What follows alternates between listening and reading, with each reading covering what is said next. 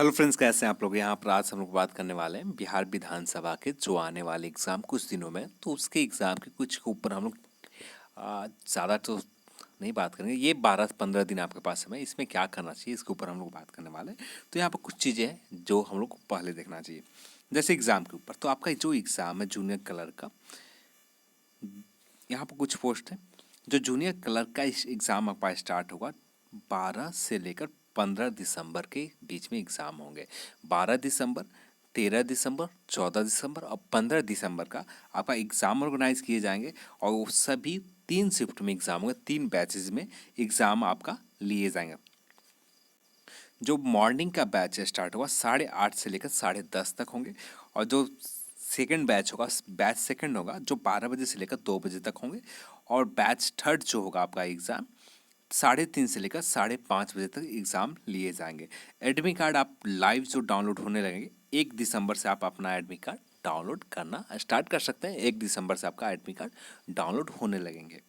उसके बाद हम लोग बात करते हैं जो सेकंड पोस्ट था, रिसर्चर का, लाइब्रेरियन का, उर्दू का, ट्रांसलेटर का, ये इसका जो पोस्ट थे, इसका एग्ज़ाम जो स्टार्ट होगा 18 से लेकर 24 दिसंबर तक एग्ज़ाम लिए जाएंगे।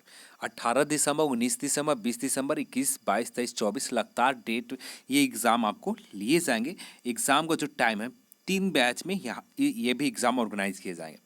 बैच 1 8:30 से लेकर 10:30 तक, बैच 2 12 बजे से लेकर 2 बजे तक, और बैच थर्ड जो 3:30 से लेकर 5:30 बजे तक एग्ज़ाम लिए जाएंगे। और 5 दिसंबर से इसका एडमिट कार्ड डाउनलोड होना स्टार्ट हो जाएगा। मॉर्निंग के 11 बजे से आप डाउनलोड करना स्टार्ट कर सकते हैं एडमिट कार्ड आप अपना बिहार विधानसभा के एग्ज़ाम का। आप मॉक टेस्ट देना चाहते हैं, एक बेहतर सुविधा दिया जा रहा है बिहार। एक कोशिश तो बहुत अच्छी है बिहार विधानसभा की ओर से। एक बहुत जल्दी यानी फरवरी मई तक, इस फरवरी मार्च तक इस प्रक्रिया को पूरी तरह से पूरा कर लेना है, और साथ में स्पीड के साथ भी काम हो रहे हैं। और यहाँ पर आपको मॉक टेस्ट का सुविधा दिया जा रहा है। आप इसको एक मॉक टेस्ट दे सकते हैं जिसमें आप अनुमान लगा सकते हैं कि कैसा प्रश्न पूछा जाएगा। तो यहाँ पर एक मॉक टेस्ट ज़रूर दीजिए अपना। अगर मॉक टेस्ट आपका तैयारी में एक बेहतर रहेगा तो आप एक बार जरूर मॉक टेस्ट दीजिए। तो अब यहाँ पर आपके पास क्या चीज़ है, कुछ सिलेबस है जो बिहार एसएससी से मिलता जुलता है सिलेबस है।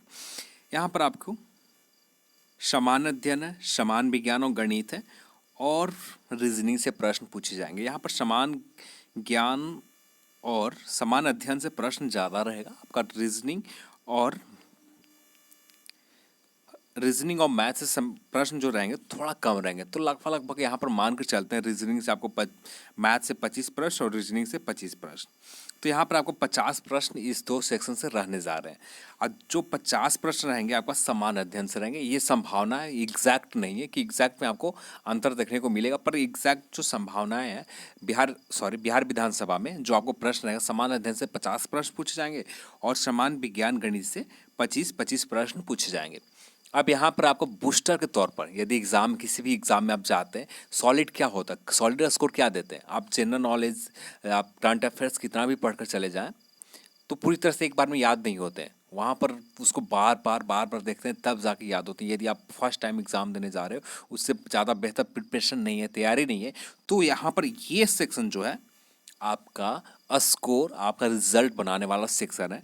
यहाँ पर समान विज्ञान और गणित, ठीक है। सबसे पहले हम लोग बात करते हैं समान अध्ययन पर। माफ़ी चाहता हूँ, तो यहाँ पर आपको सभी को पैटर्न थोड़ा सा गलत बता दिया। समान अध्ययन से जो प्रश्न रहने के चांसेस है 40 से 50 के बीच में प्रश्न आपको पूछे जाएंगे समान अध्ययन से। तो यहाँ पर समसामयिक विषय यदि आप रोज़ाना न्यूज़पेपर पढ़ते हैं और कुछ भी थोड़ा बेसिक तौर पर यूट्यूब या किसी चैनल के माध्यम से करंट अफेयर्स देखते हैं, तो कुछ भी आपको देखने की ज़रूरत नहीं है करंट अफेयर्स से रिलेटेड। यदि आप लेटेस्ट अपडेटेड है पूरी तरह से कि आप रोज़ाना न्यूज़पेपर पढ़ते हैं, टीवी देखते हैं, ज़्यादा देर नहीं, न्यूज़पेपर नहीं, थोड़ी ही देर पढ़ते हैं, काफ़ी है। किसी क्यूज़ में भाग लेते हैं या ऑनलाइन जो मॉक टेस्ट होते हैं आपको करंट अफेयर्स का वो भी देते हैं, तो ये काफ़ी है सेक्शन। इसके लिए आपको कुछ स्पेशल करने की ज़रूरत नहीं है। अब आते हैं जो सेकंड नंबर है आपका भारत का इतिहास, भारत का भूगोल। इसके लिए आपके पास अब ज़्यादा समय नहीं है, तो आप कोशिश बस इतना है कीजिए जो आपका लूसेंट सेक्शन में है, लूसेंट सेक्शन जितना भी है उस चीज़ को कवर बेहतर तरीके से कर लीजिए और जो आपको बेहतर रहेंगे।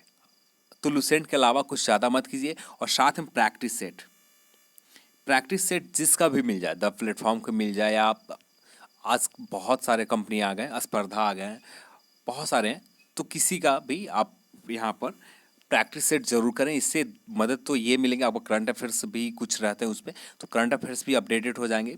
यहाँ से किस टाइप के प्रश्न पूछ जाएंगे ये भी आपका क्लियर हो जाएगा एक तरह से। और यहाँ पर बहुत सारे प्रश्न का आपने जो लुसेंट पढ़ रहे हैं उसे एक तरह से रिवीजन भी हो जाएंगे। तो आप प्रैक्टिस सेट रोजाना अब भी से ही 12 दिन है तो 15 से 18 सेट जो मिलते हैं, 20 सेट के हैं, तो रोजाना 2 सेट जरूर लगाएं, प्रैक्टिस सेट जरूर करें। उसके बाद आता है समान ज्ञान और समान विज्ञान और मैथ से। तो यहाँ पर समान विज्ञान से लुसेंट में जो दिया हुआ है उससे ज़्यादा आपको कहीं कुछ नहीं करना। आपको यदि समय बच जाता है, आपके पास समय, लुसेंट समान विज्ञान कंप्लीट है पहले से, तो आप एक स्पीडी के जो पतली से रेलवे के बुक का आते हैं, रेलवे के लिए स्पेशल आते हैं, उसको आप एक बार ज़रूर देख लीजिए। क्योंकि यहाँ पर जो भी प्रश्न, चाहे फिजिक्स हो, केमिस्ट्री हो, बायोलॉजी है, यहाँ पर फैक्चुअल प्रश्न पूछे जाते हैं। तो यहाँ पर आपको स्पीडी बहुत हेल्प करेंगे, तो आप एक बार स्पीडी ज़रूर देख लें। जो मैथ सेक्शन है, मैथ सेक्शन यहाँ पर स्कोर जो आप करते हैं सॉलिड स्कोर मिलेंगे। ये 2 सेक्शन आपको बड़ा सेक्शन है, क्योंकि यहाँ से आपको लगभग जो प्रश्न रहने के चांसेस है 30 से 40 के बीच में रहेंगे। और 15 विज्ञान से 10 से 15 के बीच में प्रश्न पूछे जाएंगे, एग्जैक्ट नहीं है, 10 से 15 समान विज्ञान से पूछे जाएंगे, और 30 से 40 के बीच में प्रश्न रहेंगे। तो यदि आप 30-40 जो भी बना पाते हैं तो एक सॉलिड स्कोर आपका हासिल हो जाएगा, एक पॉजिटिव पॉइंट रहेंगे। आपका थोड़ा सा यदि वीक भी चले जाते हैं समान दिन, जो आपको रिजल्ट के लिए बेहतर, काफ़ी बेहतर रहेंगे। तो यहाँ पर आपके पास जिस सेक्शन में दिक्कत है, चाहे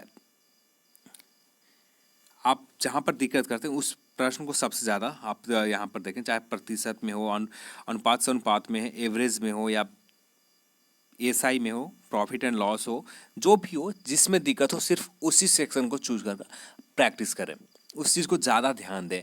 और यहाँ पर आप जो प्रैक्टिस सेट लिए हैं आप जिस पब्लिकेशन का, उस प्रैक्टिस सेट में आपको मैथ काफ़ी संख्या में दिया हुआ है, जो आपको प्रैक्टिस के लिए काफ़ी है। बस यहाँ पर आपको यही करना है कि आपको जिसमें दिक्कत होते हैं, आप खुद पढ़ते हैं तो आपको पता होगा जिस सब्जेक्ट में आपको दिक्कत हो रहा है उस सब्जेक्ट पर थोड़ा सा ज़्यादा फोकस करें। और रीजनिंग में भी आपको यही करना है, रीजनिंग आपके पास जो भी बुक उपलब्ध है उसी बुक से प्रैक्टिस करें, और साथ में प्रैक्टिस सेट्स लेना बहुत ज़रूरी है। प्रैक्टिस सेट आपको यहाँ पर प्रश्न बनाने में भी सुविधा मिलेगा, प्रश्न का स्पीड से आप सॉल्व भी कर सकते हैं, आपका एक्यूरेसी भी बेहतर होगा। बेहतर रहेंगे कि आप एक बार प्रैक्टिस सेट जरूर करें, जो 25 से 24 जो भी आपके पब्लिकेशन के मिल जाए प्रैक्टिस सेट, उसी प्रैक्टिस सेट को आप जरूर करें, जो आपको एग्जाम के लिए बेहतर रहेगा। तो आपके पास 15 दिन समय है, तो कोई मुश्किल काम नहीं है, मुश्किल काम कुछ भी नहीं है। बस ये आपका जो रणनीति ये 10-15 दिन का ये बेस्ट होना चाहिए। यदि ये बेस्ट हो जाते हैं, आपको आसानी से ये 15 दिन आपका रिजल्ट तय करेगा, आपका 15 दिन में कितना बेस्ट दे पाते हैं। तो ज़्यादा कुछ नहीं करना है आपको, करंट अफेयर्स के लिए स्पेशली कुछ समय नहीं देना है कि आपको समय बर्बाद होंगे। तो आपको जो फोकस करना है लुसेंट के रिवीजन, आपके मैथ जिस सब्जेक्ट में ज़्यादा वीक हैं आप उस चीज़ को आप कवर कीजिए। रीजनिंग में भी आप जिसमें, जैसे ब्लड रिलेशन, इसमें ब्लड रिलेशन है या नहीं, हाँ, तो जो भी दिक्कत है सिर्फ उसी सेक्शन को आप कवर करते हैं तो बहुत आसानी से आप एग्ज़ाम बेहतर कर सकते हैं, बहुत बेहतर कर सकते हैं। तो आपके पास समय बहुत काफ़ी है। और रणनीति बनाते समय कुछ ख्याल रखिएगा, जैसे बेस क्या होता है मैथ का, बेस मैथ का एक तरह से माने तो नंबर सिस्टम, परसेंटेज,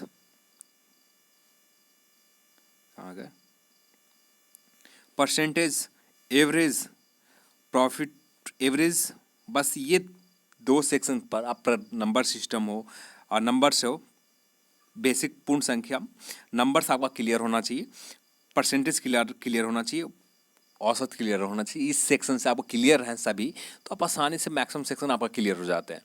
इसी पर बेस्ड सारे प्रश्न आते हैं सभी, चाहे आप प्रॉफिट एंड लॉस बनाए, चाहे आपका एसआई बनाए, चाहे बस थोड़ा सा आपका बेसिक उसका कॉन्सेप्ट चेंज हो जाता है, बाकी सभी इसी पर बेस्ड रहते हैं। तो आप अपना प्रिपरेशन एक स्मार्ट तरीका से आपको रणनीति यहाँ पर बनानी चाहिए, और बेहतर रणनीति आप बहुत आसानी से एग्जाम को बेहतर कर सकते हैं। तो चलिए आज की वीडियो में बस था। इस वीडियो को देखने के लिए आपसे बहुत बहुत धन्यवाद। जय हिंद, जय भारत।